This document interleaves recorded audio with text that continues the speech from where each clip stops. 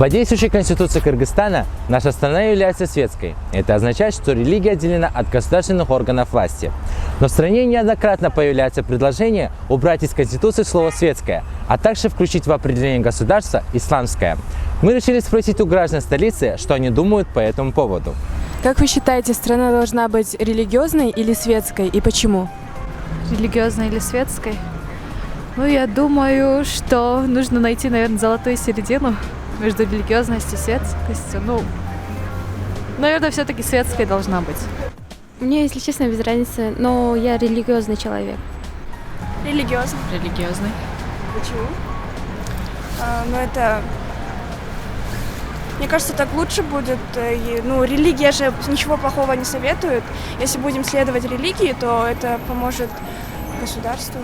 Религиозно, я думаю, не должно быть. Чем, например, религиозные люди сейчас у нас, они такие более не относятся, то есть они в науку особо не верят. То есть чем человек религиозный, чем, как говорится, легче ему управлять. Это выбор каждого, все-таки гражданина. И я бы предпочитаю, конечно же, светскую. Ну, я думаю, что страна должна быть светская, да.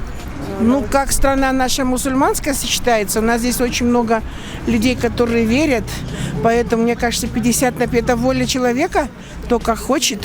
Но вообще сейчас мы живем в современном мире, никто не против, но в любом случае это воля человека. Мы тоже все верим Богу, мы тоже молимся, мы тоже, намаз не читаем, но в любом случае мы этим людям, как сказать, мы солидарны, но так... как сказать, морально, наверное, солидарны с ними. Это воля человека каждого.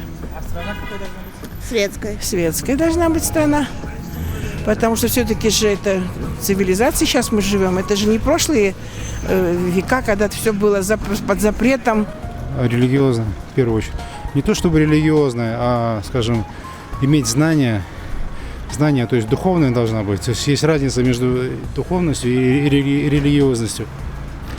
Религиозно это, скажем так, натянуть на себя обряды, традиции, вот, и бить в грудь, говорить, что наша религия, только наша религия права. А духовный человек это как бы такой импульс, стимул из сердца идет, то есть сама любовь к Богу.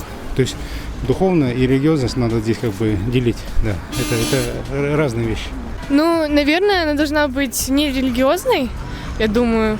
Не знаю даже на религию. Мне бы получше светской быть. Сказал бы, что религиозный. Но как обосновать тоже, знаете, обосновать тоже нужно время, это как надо подготовиться к этому вопросу.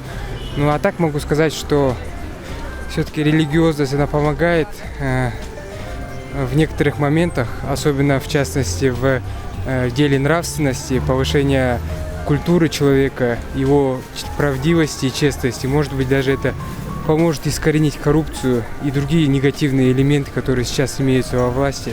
Но это, опять же, мое мнение, оно может быть и неправильным.